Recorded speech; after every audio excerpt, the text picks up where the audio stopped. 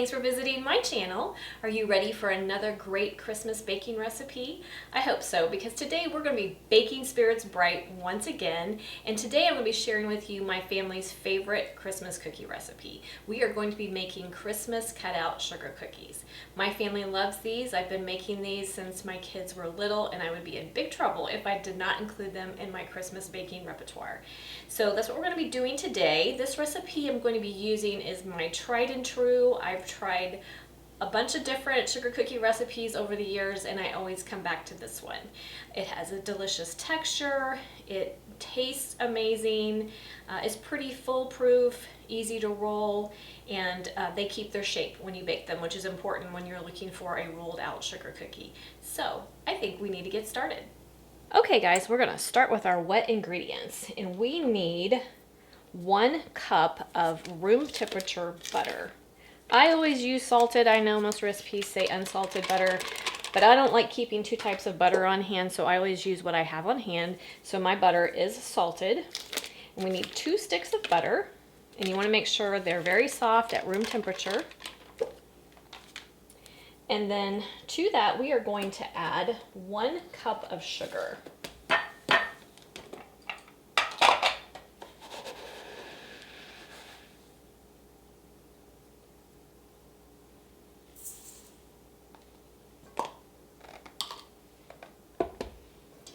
And then we're going to put that on our stand mixer and turn the speed to low. We're going to start out low, and then we're going to bring it up to what is a 4 on my stand mixer, which is about a medium speed, and we're going to cream our butter and sugar.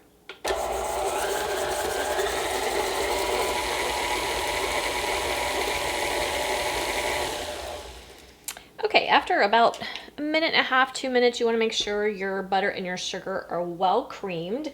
We are going to add 1 egg, and you want your egg to be room temperature as well. We need 3 tablespoons of milk. Use whatever you have on hand.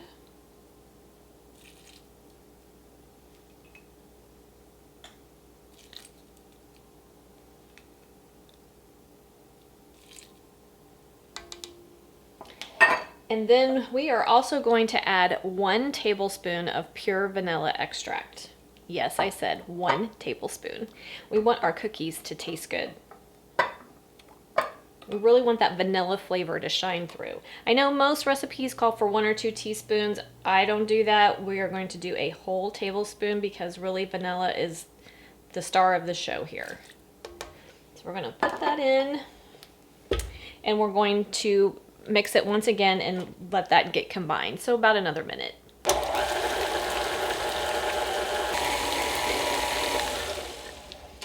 Okay, so now we want to scrape down our bowl.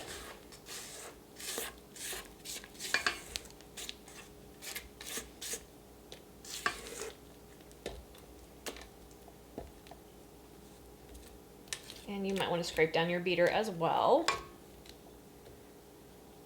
And now we are going to add 3 cups of all-purpose flour, and I just use the fluff and scoop method. If you want to spoon it in your cup and then level it off, that's fine, but this works fine for me. So we need 3 cups. And to that, we are going to add 1.5 teaspoons of baking powder.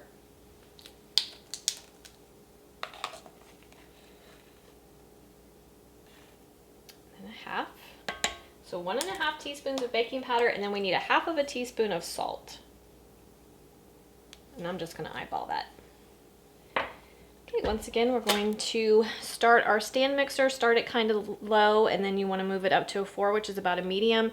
And we're going to mix it just until it's combined. When you're making cookies, you want your cookies to remain tender. If you overmix them, it will make them tough. So just mix it for another minute, 1.5 minutes, until all of the flour is incorporated into your wet ingredients.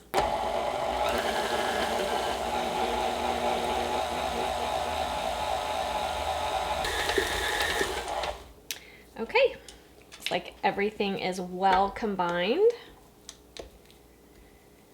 And so now what we're going to do is we are going to chill our dough. Okay, so just like our gingerbread men, we need to chill our dough. I'm going to just Scoop our dough onto a piece of plastic wrap.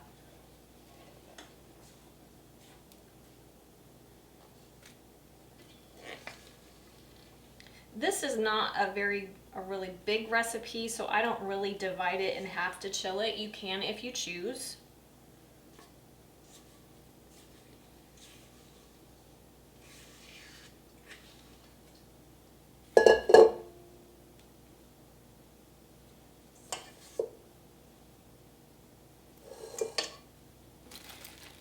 And then we're just gonna wrap it really well. You don't want it to dry out at all, so you want to make sure you wrap it tightly. And then we're going to put it in the refrigerator and we're going to let it chill for 30 minutes to an hour. There's quite a bit of butter in this recipe, and if you chill it too long, you need to let it warm up again before you roll it out, because it's just too hard to roll out and it just wants to crumble instead of be nice and smooth. So I always chill mine for 30 minutes to an hour. So when we get there, we'll be ready for rolling and I will bring you back. Okay guys, our dough is done chilling, so we are ready for rolling. And I chilled mine about 40 minutes. Like I said, you can chill it up to an hour. I did want to mention that you can still make this dough ahead of time. You just need to let it warm up a little bit before you start working with it. So if you want to make it several days ahead, just wrap it really tightly in plastic wrap, and you can keep it in the refrigerator. It'll keep nice for 2 or 3 days, and then just let it warm up a bit before you try to roll it out. So we don't want anything to stick, so we're going to generously flour our surface. And I am going to take half of my dough,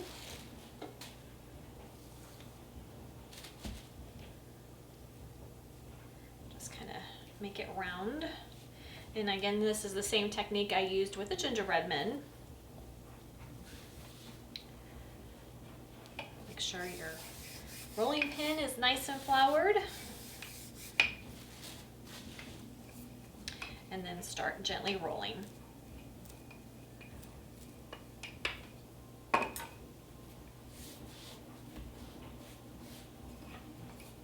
And we want to roll it out to about 1/4 of an inch in thickness.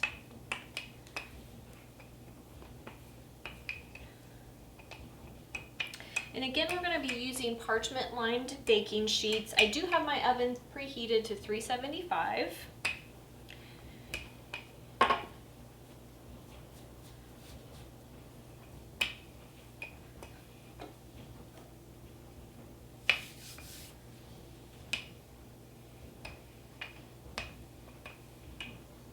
Okay, we're at about 1/4 of an inch.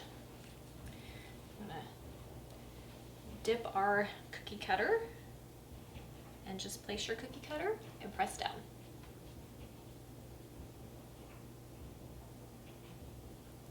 And I try to get mine as close together as possible when I'm cutting them. That way I don't have to it's less times I have to re-roll my dough.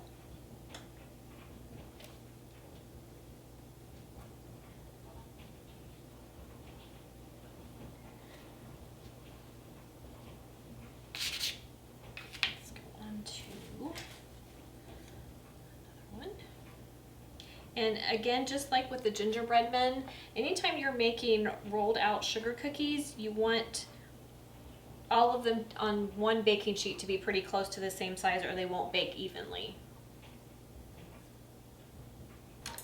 And if you need some help getting your cookie off of your countertop, use a flat spatula. And you want to place them about 2 inches apart or so on your baking sheet.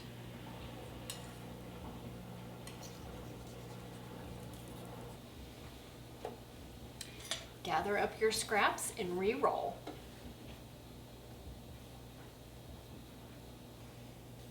Okay, once your cookie sheet is full, you're going to put them in a preheated 375-degree oven for 6 to 8 minutes, depending on the size of your cookie cutter. An average 2-inch cookie cutter will take them about 8 minutes to bake. So in the oven they go.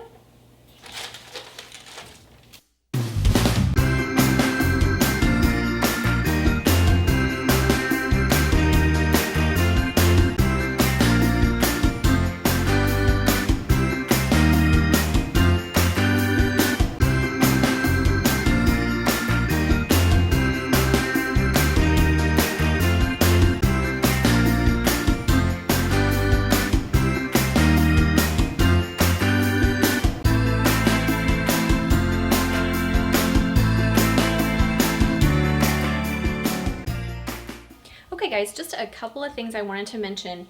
When your baking time is up, you just want to let them sit on your cookie sheet for about a minute and then remove them. And the other thing that I wanted to mention is you do not want to over bake these cookies for a nice soft texture. If you want a crispy cookie, that's a different story, but if you want a nice soft cookie, you're just going to bake them until they start to turn just a tad golden around the edges. And that's what the back looks like. They're just starting to be golden brown. You don't want to let them go too far. So this size cookie, they're taking me about 7 minutes.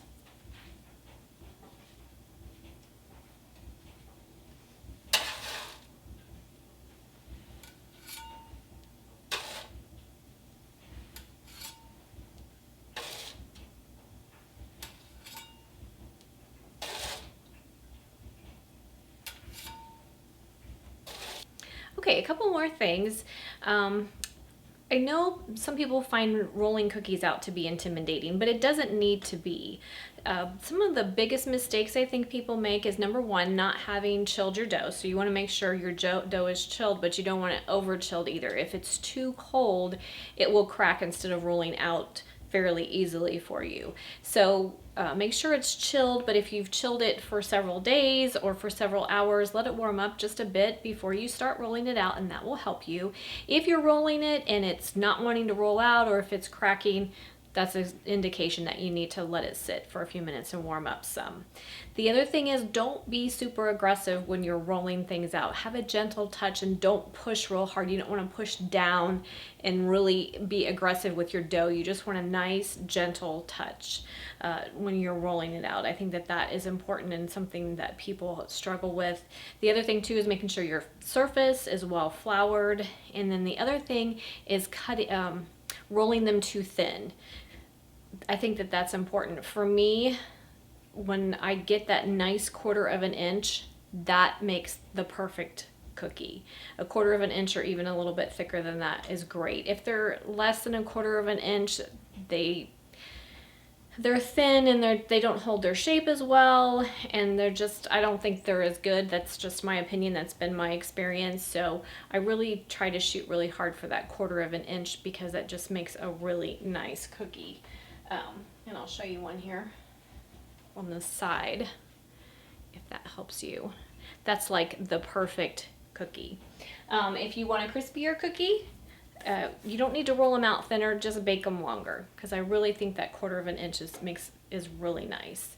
And especially if you're going to decorate them, you're going to have a little weight from the frosting. So I've got just a few more in the oven, and once they're done, we're going to make some delicious crusting buttercream to go on top, and then we are going to start decorating.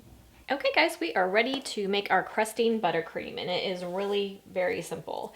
We are going to start with 2 sticks of butter. Again, I'm using salted. And you want to make sure, it's really important that your butter is at room temperature for making your buttercream. You want it to be nice and soft. And then we also need 1 stick or 1 cup of Crisco, not the butter flavor. I do not like that. It's just my opinion. I like the plain Crisco better, and we're getting the nice flavor from real butter. It's not an imitation butter flavor. So the addition of the shortening helps to add some stability to your buttercream. So that's why I like the combination of both. And we're going to start by stirring those together. You want to get those nice and combined.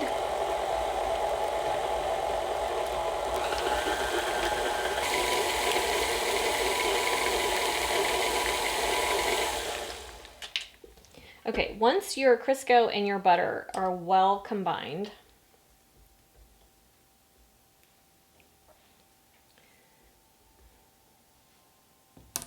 we are going to start adding our powdered sugar. And you want your mixer on low. And I'm going to be using a 2-pound bag of powdered sugar. And we're just going to gently and slowly start adding our powdered sugar to our butter and our Crisco. Just add a little bit at a time, about a cup or so at a time.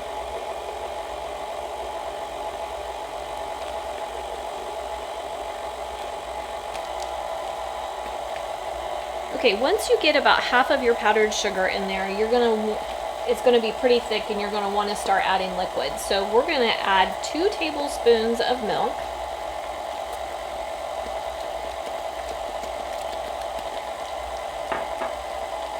And then continue to add our powdered sugar.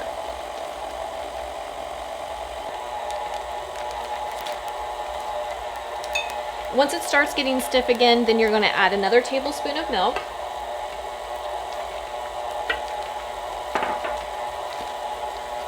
And then we're going to add the rest of the powdered sugar.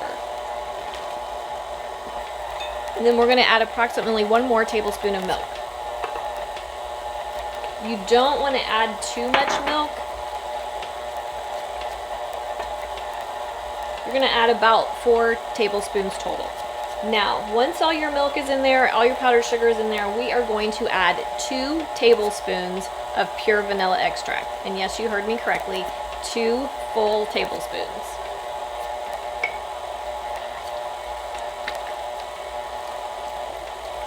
As you can tell, I am not stingy with my vanilla extract. That's what makes everything taste so good. And then you're going to increase your speed to a nice medium. And you're going to whip your frosting until everything is nice and smooth and fully incorporated. After about 30 seconds, I want to scrape everything down. So I scrape down my beater and my bowl. Make sure we have everything down inside of the bowl.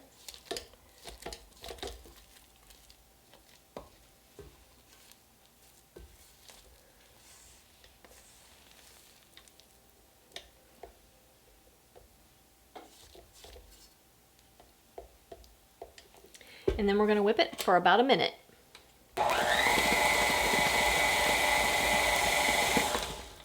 Okay, once it's nice and smooth and creamy and everything is well incorporated, we are done. So now what I am going to do is I'm going to tint some of it and we are going to decorate our cookies. Okay guys, we are ready for decorating. Just a word on your frosting. You want to make sure that the frosting you're not using in the moment is covered with a damp towel so that it doesn't dry out. And then as far as tinting, I always use the Wilton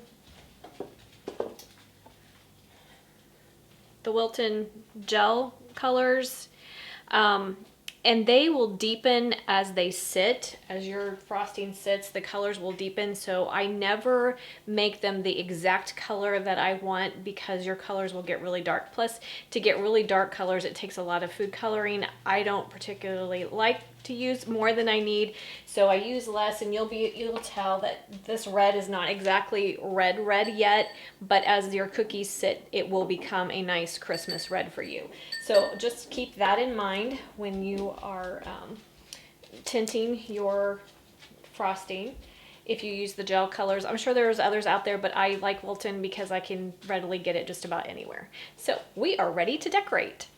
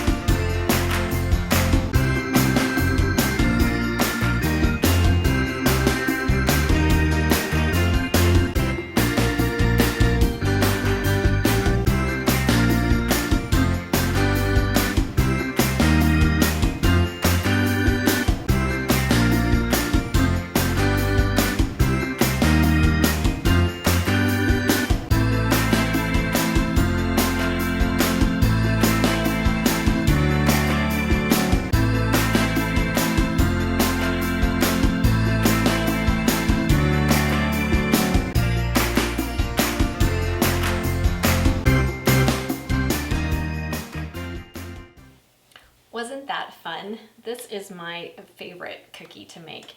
They're so much fun to do and everyone really enjoys them. So I'd like to encourage you to get your little ones involved in this. I have a daughter and a son, and my daughter did dance and my son did Cub Scouts and Boy Scouts, and we always had Christmas parties, and these were always a hit. So what I would do is make up my cookies ahead of time, make the frosting, separate everything into the bags with the tips, and then during the party everyone could decorate their own cookies and take them home, and they absolutely loved doing that.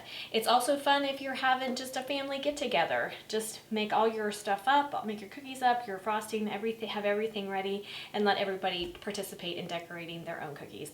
It's lots of fun and everyone enjoys it. So anyway, I hope you'll get your little ones involved. You never know when you get them in the kitchen what seeds you are planting and the memories that you're going to make. Okay, and for storage, what I do is I just let my cookies sit out on the table for a couple of hours until the buttercream crusts over. And then I store them in, I really like the Rubbermaid containers, and I just put wax paper on top, and then do another layer and just keep layering them on top of one another, and they stack really well. They store really well that way. As long as you're putting the wax paper in between, it works wonderful. If you want to do them for extended storage, I know that we're getting close to Christmas here, but if you want to keep them fresh throughout the new year, these do stay really good in the refrigerator for 2 weeks or so. They're great. So that's another thing you can do, is just, like I said, layer the wax paper in between your layers in a nice Rubbermaid airtight storage container, and just take out as many as you want as you need them, and they will keep nice and fresh for you that way for about 2 weeks. So I think that's it. I hope you all enjoyed coming along with me today. I think I covered everything, but if you have comments or questions, as always, please feel free to leave them in the comment section. Like, subscribe, and share, and I will see you next time.